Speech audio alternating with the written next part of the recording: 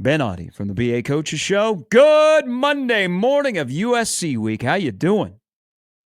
Good. How are you guys doing today? We're doing wonderful. We want to know why you did not make the short trip to go watch KU and Iowa State play at Arrowhead on Saturday. Well, I'll be real. It's kind of a miss on my part. I wasn't expecting Kansas to be that competitive. And so that's a miss on my part. I was wrong on that. But it takes a lot to get me to leave my house on a college football Saturday. Kind of one of the sayings I guess my friends and family know is, I don't care if you're getting married, divorced, having a baby, or having a funeral. Don't invite me because I'm not going. Okay. And that was just one of those instances. Okay. All right. Here, I'm shocked they only won by 9. There's a lot in there, but I understand. But it was a great way. It was a great weekend to be a Jayhawk. See, I'm sucking up to Jimmy. Basketball, did women's soccer win the Big 12 or do something? I think so. Men's soccer, I don't know. One of those. One of those. Zeke Mayo continues to be a really good addition. Okay, so when you were last with us, we weren't really talking about Dana Holgorsen as much as we are now. But he is here. He is real. Somebody is hoping to say he is spectacular for all my Seinfeld friends out there. Real and spectacular. Because you broke him down, when you look at what he does well, that at least in a short amount of time, you could implement with upsetting the apple cart, what could he do to spark this offense, you think, starting Saturday and beyond the end of the regular season? I really hope that he fixes our intermediate passing game. I really hope he kind of helps fixes some of these issues with Dylan Raiola. I know that we have a quarterback's coach, but I just think some of the issues that we're having throughout the season need to be fixed, and I have faith that he could fix this. And I hope just a lot of our concepts look clunky, so I'm very hopeful that he can help fix some of these, offensive passing struggles that we have had, where I'm, I guess, a little bit weary of I don't know what you can do in 3 weeks, and I just feel like I don't know how we fix the clunky play calling or just overall not having an identity. I mean, I know the season has flown by, but we're in November with 3 games left, and I still don't know what Nebraska's offensive identity is. And honestly, I don't know what they do well. And that, it's crazy to think it's already November, but this season's almost over, and we still have no idea what to expect from this offense on a week-to-week basis, other than not scoring very many points. Ben, what do you think is more likely, that Matt Rule, after that UCLA game, texted Holgorsen and said, we need to talk, or that these conversations had been going on maybe weeks before it officially became official? My guess is they had been going on for a while, just because Holgorsen is someone that Matt Rule knows and trusts. And I mean, I feel like he was from what I've heard, it sounds like he was, in position to at least get that position that Glenn Thomas is in if he would have wanted it last offseason. So I assume this has been something that's kind of been lingering throughout the season, and now it's just a really good time to do it, now that it feels like, I know things can get worse, but it feels like the offense is in about of a rock bottom period as you could have at Nebraska right now, at least just from a fan base perspective. So I hope this is my wish. I don't have a lot of them. I just have a wish that Saturday in the Coliseum, because they need to help their quarterback get over the freshman wall, and they can't break him before he gets to year number 2. I hope that at least the first 2 plays are runs. Okay, I agree. Run the ball. His best friend is not his sister, who also works in the football office, or a buddy back home. His best friend is a running game. But as I look at the running game, because I did what a lot of you do, I said, let's break this down. Help me here understand from Marcus Satterfield's perspective of the run game, where he's not super creative compared to Holgorsen, which is something to say, okay, if changes are going to happen quickly, maybe there's some creativity in the running game to get more than 2.5 yards per carry in the Big Ten. But am I off when I look at Satterfield and what he does with the run game, that he has no faith in his offensive line because they can't consistently win in one-on-one battles, so he's not going to go to that well, and he's not creative enough to scheme away from not winning one-on-one battles. So that's why we have this hodgepodge of a running game. Am I walking down the same path here, Ben? No, I agree with you. I agree with a lot of what you just said, and I don't know. I've been struggling with this, and I feel like part of it is this is going to sound super cliche and weird, so you're going to have to forgive me. This is kind of some coach speak here, but it's just kind of like it's hard to get in the right mindset to run the ball as a player perspective. As a coach, I don't understand how that comment still blows my mind from a couple weeks ago. But when again, this is part of having an identity of when we've been throwing the ball all around all season. Now, all of a sudden, it's time to, hey, we're going to try and commit to running the football. That's just a different mindset it's going to take from the offensive line. I think it's something that you can implement throughout the week, but I don't think that's something you can implement in the middle of a game on a Saturday, if that makes sense. Mm-hmm. And that's just something that, again, it just comes down to not having an identity. And this is part of what I guess I was kind of looking at it and watching all these games back last week. And when we talk about the clunky play calling, I think to me, this is going to come off as very harsh. But to me, it seems like we're just not running a system. We're just running a bunch of plays like we're picking it off a restaurant menu. And the reason that I think that's such happening to clunky play calling is it's just not being able to, we're not using one play to build off the next play, if that makes any sense.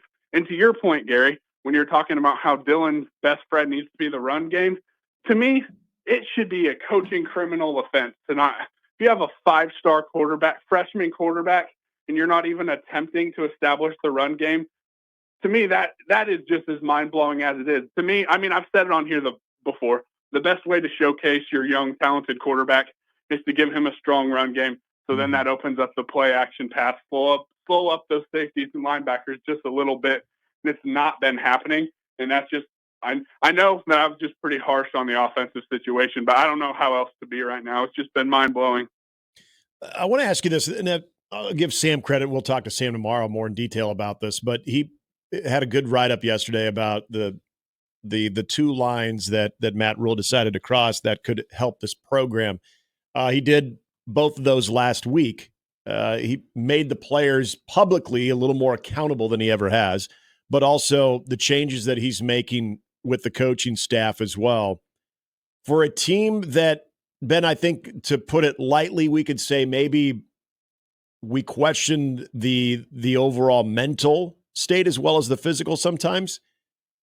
Is this in your opinion, is this something that is a high risk, high reward, or do you think it's low risk, high reward, high risk, minimum reward? Where do you kind of put the latest development and Matt Rule's overall tone from last week into the remainder of this season?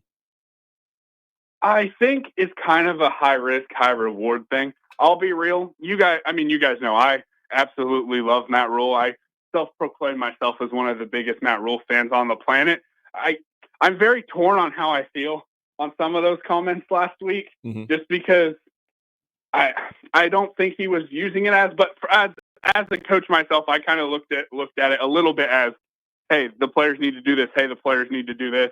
I don't think he's trying to hide behind that, but I also, as a coach perspective, I would never want to ever hear or have me say like, hey, the players just need to execute. Because in my opinion, it's your job as a coach and the whole coaching staff, but him as the head guy, it's his job to get the players in position to execute.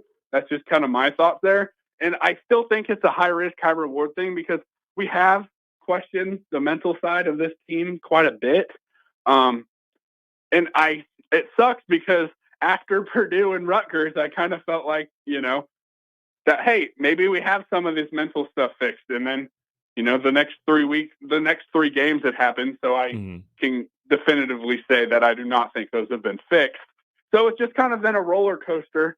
So I do think it's a high risk. I hope the players respond to it really well. I really hope they do. Just what I've seen from this team the last few years, I don't exactly have a ton of confidence in that. And maybe that's just a me problem, not, a them problem, but that's just kind of where I'm at with all that. So let's get away from X's and O's for a moment because there's another dynamic the last 3 games.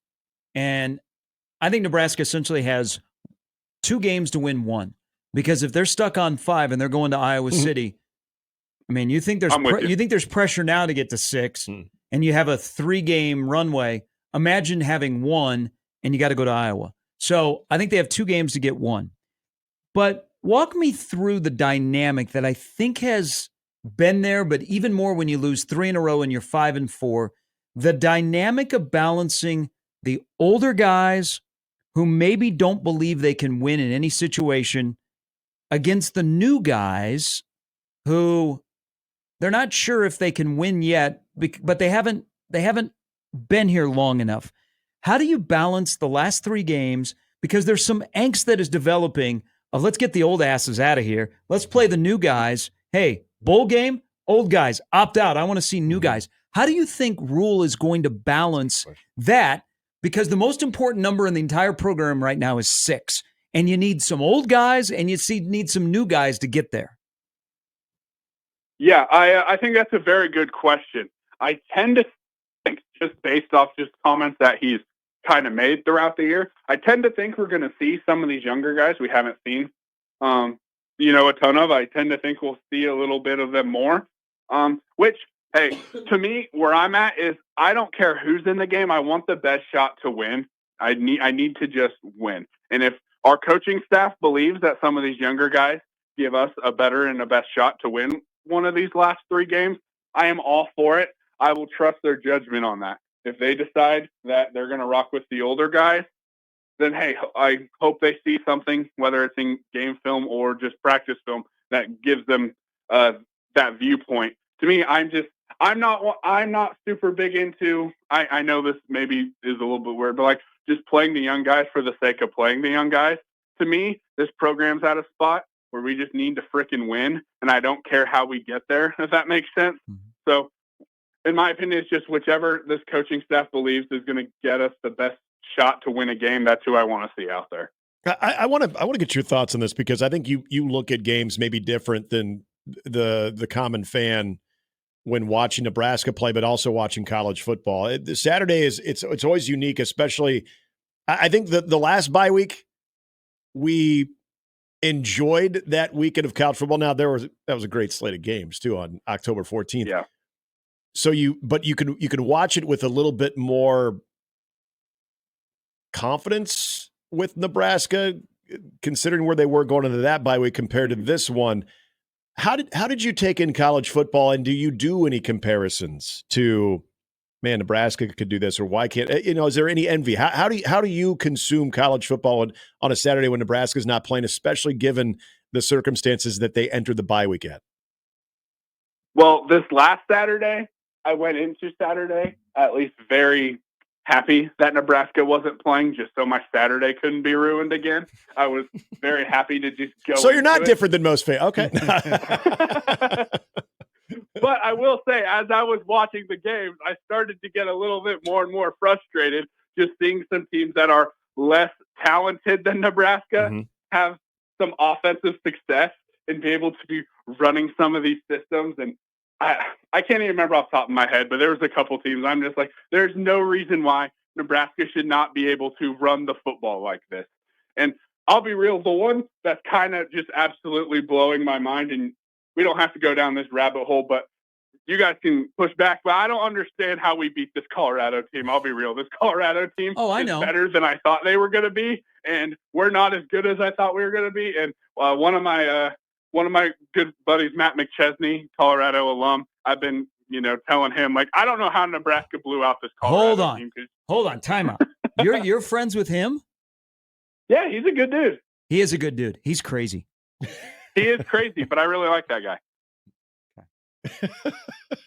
He's great on TikTok, by the way. Okay, sorry to interrupt, but that's okay. Now it says a lot about you. I'm okay. You're good. But yeah, no, I was just frustrated just watching overall college football a little bit, just to see all the difference. College football is at a really fun time right now. It offensively is. Like, generally, yes. I have a great time watching college football offenses until I'm watching Nebraska play, and I'm frustrated with that. You nailed it. Yep. We haven't talked much about the defense, but the defense is going to be a big part of the last 3 games. It used to be when Bo was the defensive coordinator here, guys like Brad Smith and Vince Young caused him issues because they were mobile quarterbacks. We don't have a super huge sample size of defenses or offenses that Tony White has schemed against that have the element of the RPO. But one of the things that will come up this Saturday in the Coliseum will be Maeva can extend plays with his legs, and they're not afraid to run the RPO. Now, we'll see how much Lincoln Riley opens up the playbook. But with that said, do I dare say, and I know Indiana ran this element of the RPO, that maybe there is a kryptonite to Tony White's defense, the way they're built right now, that the RPO could be an issue? Oh, that's 100% a big issue. That it's kind of been an issue all season. I think Indiana very much exposed that. Yeah, I'm really worried about the RPO game and just the quarterback run game extending plays. We saw that kill us against UCLA, and I'm very worried of that same sort of thing. Something that we saw in the UCLA game is our defensive line, and this isn't like an RPO thing, just a passing thing in general. They did a very good job getting a good pass rush. The problem with that is they were all four at times at the same level. So all Garbers had to do was take off and run because he wasn't a guy that we were going to keep a spy on or whatever, which is fine. But when all four of those guys get good penetration but can't get home, that's kind of a recipe a little bit for disaster. So I am worried a little bit that going into USC is if we win our one-on-ones up front, but we don't get home, that just gives us a huge running lane. And I'm worried that USC's new quarterback, Maeva, just destroys us on that. So I am worried about that, and I'm worried about the RPO because, like I said last week, Eric Bieniemy is a great offensive coach. Well, guess what? You're going against another great one in Lincoln Riley. So hopefully we can make some adjustments and not get burnt there. But it is what it is, I guess. That's the Big Ten now. Yeah, and I'm trying not to put too much into when I watched USC play LSU to open up the season, but a guy like Kyron Hudson, we know Zachariah Branch. I mean, he came on the scene last year and was outstanding. This is an interesting time for the secondary as well, with the types of guys that they're going to have to account for. Now, the numbers of them aren't great, but USC's done a good job of spreading the football out. To me, some type of comparison to at least having the two hitters that Illinois had, is this, again, not only to Gary's question, but also to the secondary of what they're going to have to account for with what we know is pretty elite speed, guys that can get open and guys that are going to have chance to make big plays. Yeah, I am also worried about this secondary. It's weird because overall, I'd say we'd be more worried about the offense going into the last three games, but I'll be real, going into this USC game, I am worried about the defense just because it seems like USC just has the ability to be a really bad matchup for our defense, given their speed, given Lincoln Riley being a great offensive coach, given their new backup quarterback coming in, being able to run the ball, being able to run RPOs. I am a bit worried, and this is one of those, I hope we've made adjustments, because I said on here before, after the Illinois game, I thought, hey, it was good to get some of those bad things on film. Sometimes having those bad things on film and being able to play a team that can beat you on some of those things is good, because some of those errors we'd seen throughout the season, they just hadn't really been able to expose some of those flaws yet. Well, Illinois did, and I thought we were going to learn from it, and then Indiana happened. And then I thought, okay, maybe we're going to learn from Indiana. And then we saw some of those same mistakes against UCLA. So I'm hoping that this is the time that we make these adjustments, and maybe Phil Snow can help with some of that. I'm not quite sure what his role will be. To me, it seems like his role might be a little bit smaller than what, Dana Holgerson would be on offense, just because I think Tony White's a fantastic defensive coordinator. I do, even if the defense has been a little bit shaky at times this year. I still have faith in Tony White. So I'm just interested to see, because I do feel like USC has the potential to be a bad matchup for us. Ben, as always, we appreciate it. What do we have to look forward to this week on all the different platforms you are on? Yeah, we got the BA Coaches Show coming out tomorrow on YouTube. If you just go into YouTube, type in the BA Coaches Show, it'll be out first thing tomorrow morning. Go check out nbnrpodcast.com. Go check out the blog, Red Zone Reflections. Going to be kind of talking about the Dana Holgerson coming in and seeing what we can fix with this offense and kind of some of the same things we talked about today. But hey, before I go, I want to say I feel really bad for my guy, Nick here. he just wants to see competent offense, and whether it's college or the NFL, he can't get it, and I feel so bad for you, Nick. I'm sending my condolences. You know, the offense also spills over to what I see on the ice the last few weekends, too. So it's not just in the football sport. But I appreciate I'll be thinking of you. I appreciate your T's and P's, man. I really do. Hey, thanks, Ben. Yep, thank you, guys.